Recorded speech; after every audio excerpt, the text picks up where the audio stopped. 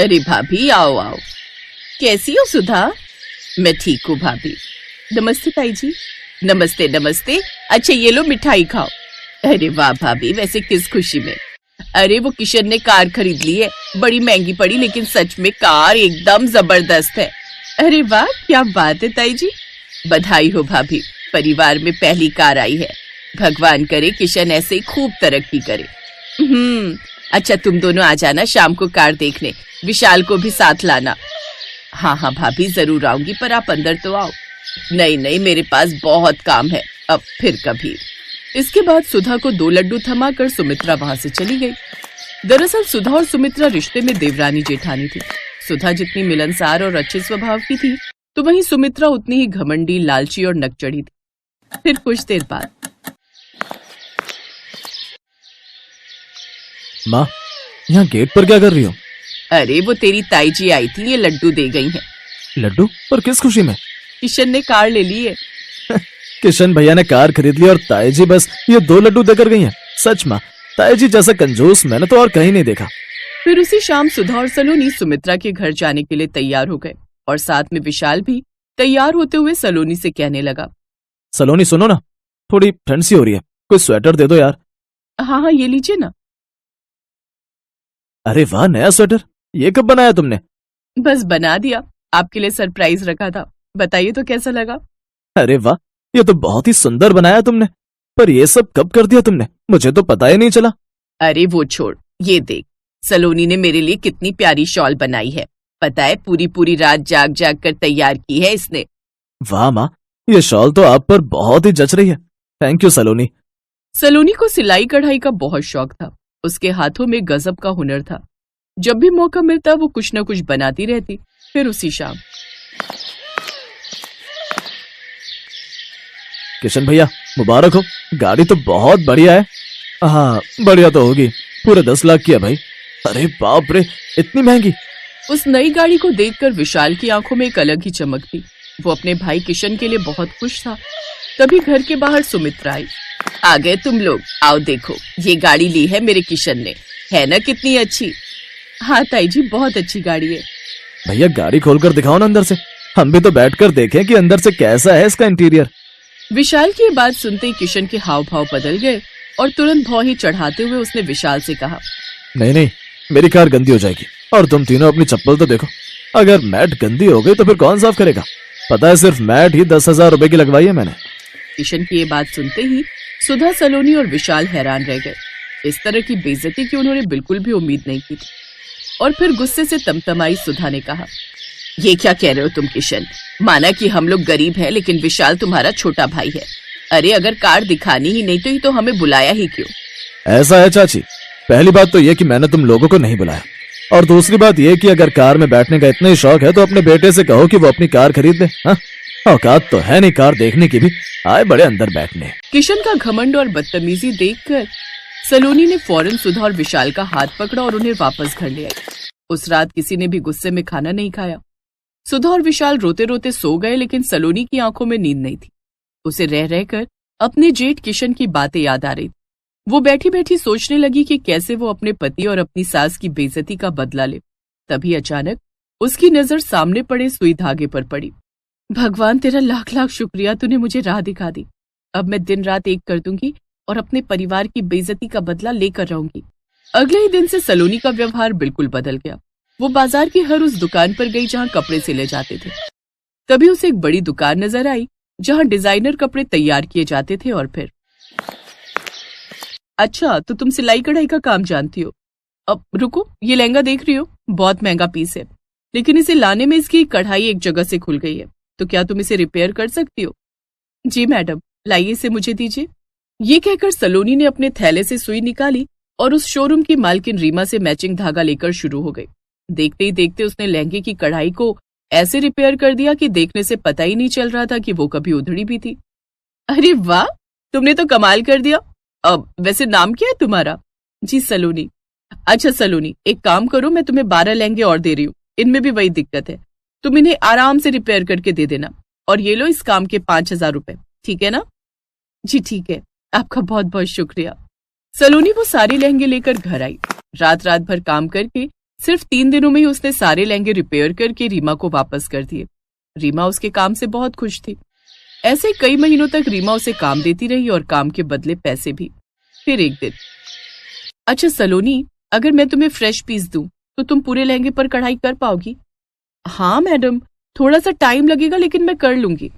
तो फिर ठीक है, कुछ बड़ा करो तो कमाई भी अच्छी मिलेगी। इस बार सलोनी ने पूरे लहंगे में कढ़ाई की और फिर उसे 2 दिन में ही तैयार कर रीमा को सौंप दिया।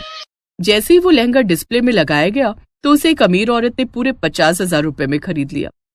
रीमा ने उस लहंगे के बिकते ही पूरे 15,000 रुपए सलोनी को दे दिए। अब तुम्हारी जिंदगी बदलने वाली है सलोनी, अब से तुम मेरे लिए फ्रेश पीस डिजाइन करो। रीमा ने सलोनी को ढेर सारे लहंगे दे दिए। सलोनी जानती थी कि वो सारे लहंगे खुद तैयार नहीं कर सकती, इसीलिए उसने अपने आसपास की पड़ोसनों को पहले कढ़ाई सिखाई और फिर अपने साथ मिला लिया। अब सलोनी सिर्फ डिजाइन बनाती और सबको गाइड करती, जबकि बाकी महिलाएं कढ़ाई करती। धीरे धीरे रीमा ने सलोनी को अपना पार्टनर बना लिया। इस दौरान सलोनी अपने घर में बहुत कम वक्त दे पाती थी।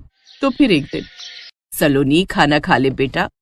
नहीं माँ जी, अभी बिल्कुल टाइम नहीं है, मुझे रीमा जी के साथ एक क्लाइंट से मिलना है, मैं रास्ते में कुछ खा लूंगी। अरे पर थोड़ा सा तो खा ले। नहीं माँ जी, बड़ी बिजनेस डील है, मैं शाम को आती हूँ ना। सुधा सलोनी की हालत देखकर दुखी थी। वो जानती थी कि सलोनी दिन रात मेहनत कर रही थी, लेकिन सलोनी के सिर पर तो अलग ही धुन सवार थी। ऐसे ही कुछ दिन बाद सुधा ने फिर सलोनी से कहा, सलोनी आजा, तेरे सिर में तेल डाल दूं। नहीं माँ जी, मुझे अभी निकलना है, बहुत जरूरी बिजनेस डील है। अब बस भी कर, कितना बिजनेस करेगी बहू। सलोनी ने ये सुनते ही अपनी सास की तरफ देखा। उसकी आंखें छलछला रही थी, आंखों में गुस्सा भी था और आंसू भी, पर वो बिना कुछ कहे वहां से निकल गई। ऐसे ही 2 साल और बीत गए। अब तो सलोनी घर में सिर्फ कुछ घंटों के लिए आती थी। वो सारा दिन लहंगों को डिजाइन करने और काम बांटने में निकाल देती थी। और फिर एक दिन सलोनी ने अपनी सास सुधा और अपने पति विशाल को ऑटो में बिठाया। रास्ते भर सुधा और विशाल उससे पूछते रहे कि वो उन्हें कहाँ ले जा रही है, लेकिन वो खामोश थी, कुछ नहीं बोली। थोड़ी देर बाद वो ऑटो एक बड़े कार शोरूम के सामने जाकर रुकी। सलोनी सुधा और विशाल को लेकर अंदर पहुंची और फिर, वेलकम मैडम, आपकी कार रेडी है। आपको पूरी पेमेंट तो मिल गई ना? जी, पूरा 18 लाख मिल चुके हैं मैम। आप एक काम कर देंगे प्लीज? हाँ हाँ, बोलिए ना मैम। वो हम में से किसी को अभी कार चलाना नहीं आता, तो आप इसे हमारे घर छुड़वा देंगे। कुछ दिन में मेरे हस्बैंड सीख लेंगे ड्राइव करना। डोंट वरी मैम, मैं ड्राइवर को भेज देता हूँ, वो आपको आपकी कार के साथ घर छोड़ देगा। चमचमाती गाड़ी देखकर विशाल और सुधा की आंखों से खुशी के आंसू नहीं थम रहे थे। सुधा ने सलोनी को गले से लगा लिया और रोने लगी। आप पूछती थी ना माँ जी कि मैं कितना बिजनेस करूंगी, लीजिए आपकी कार आपके सामने है, अब मुझे नहीं करना कोई बिजनेस। नहीं बेटा, ये तो बस शुरुआत है। मैं जानती हूँ तेरा काम तेरी खुशी है, जिसके आड़े में कभी नहीं आऊंगी, उल्टा हर स्थिति में तेरा साथ दूंगी। थोड़ी देर बाद नई नवेली कार सीधा जाकर सुमित्रा के घर के बाहर रुकी।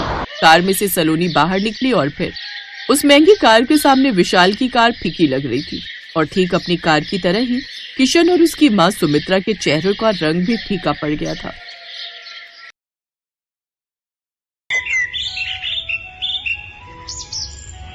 रमा, मधु और सुधा आशा देवी की 3 सरकारी बहुएं। रमा पेशे से सरकारी वकील थी, मधु एक यूनिवर्सिटी में प्रोफेसर थी और छोटी बहू सुधा एक सरकारी बैंक में नौकरी करती थी। तीनों बहुएं नौकरी वाली थीं, इसलिए तीनों ही पूरा दिन व्यस्त रहती थीं।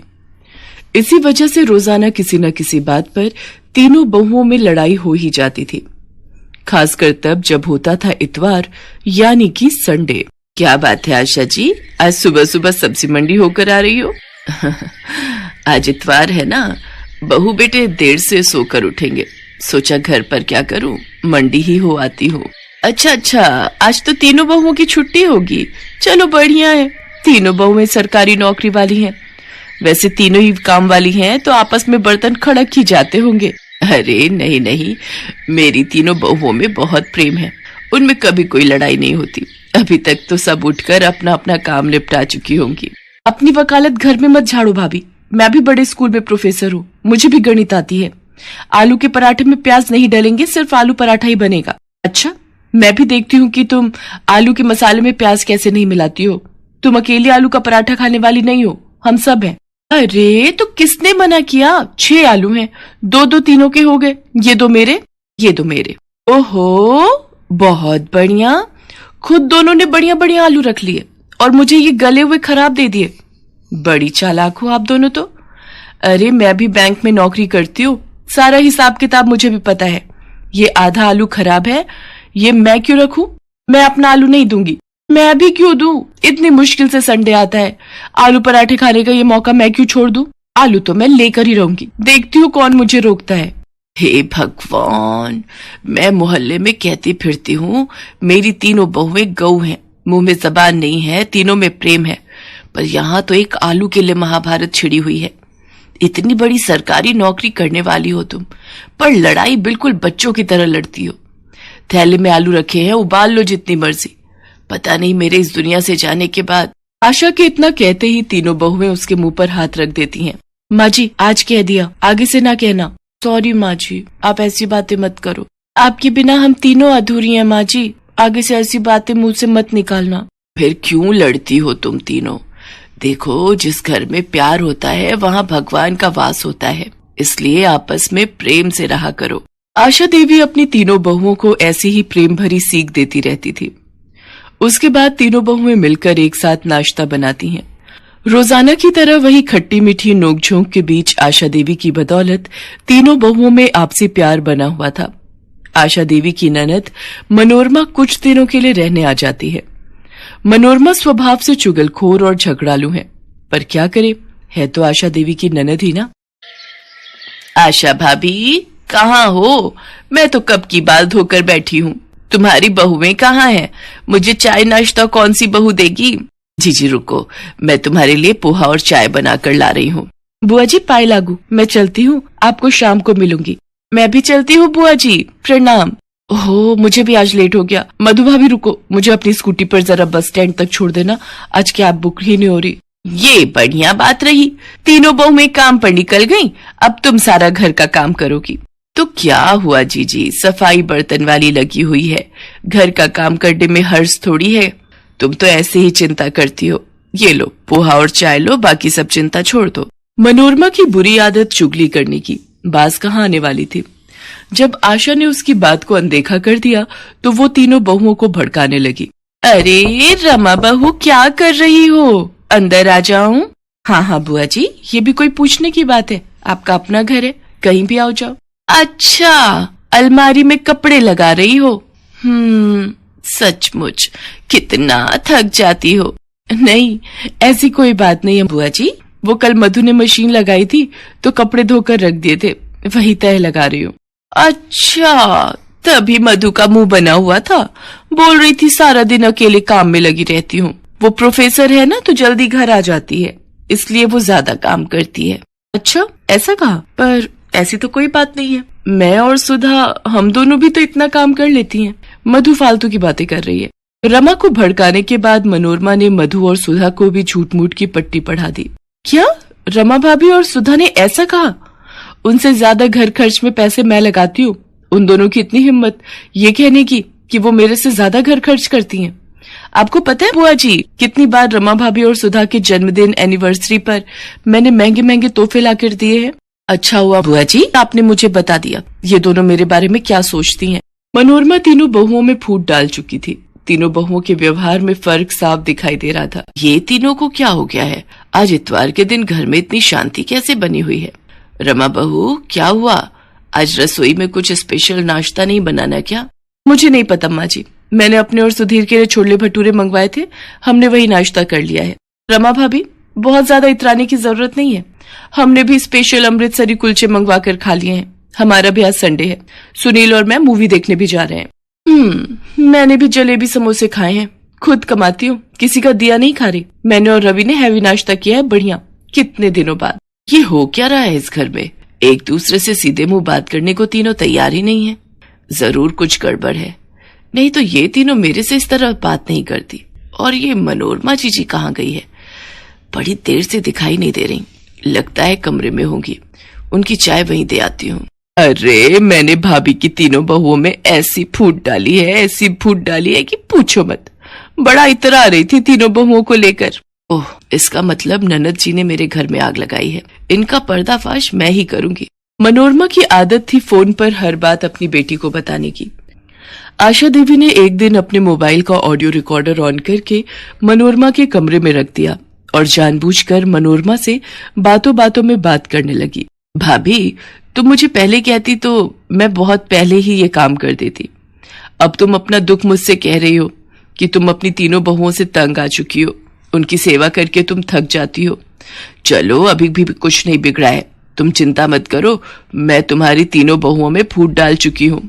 मनोरमा सारी सच्चाई बोल देती है कि कैसे उसने रमा, मधु और सुधा से एक दूसरे के लिए चुगली की थी। आशा तो यही चाहती थी कि सच्चाई सामने आए और वो मौका देखकर अपनी तीनों बहुओं के सामने अपनी ननद मनोरमा की सच्चाई सुना देती है, जिसे सुनकर तीनों बहुओं की आंखों में आंसू आ जाते हैं और वो एक दूसरे की तरफ देखने लगती हैं। मनोरमा शर्म से लज्जित हो जाती है और वापस अपने घर चली जाती है। मुझे अपनी तीनों बहुओं पर नाज है। तुमने किसी के भड़काने पर अपने ही घर में फूट डाल दी। मैं तो दुनिया से कहती हूँ मेरी तीनों बहुएं बहुत समझदार हैं, उनमें आपस में एकता है। कभी भी किसी के भड़काने में मत आना, नहीं तो घर को टूटते देर नहीं लगती। हमें माफ कर दीजिए माँ जी, आज के बाद हम ये गलती दोबारा कभी नहीं करेंगे। तीनों बहुओं में फिर से एकता हो जाती है और आशा देवी का परिवार टूटने से बच जाता है।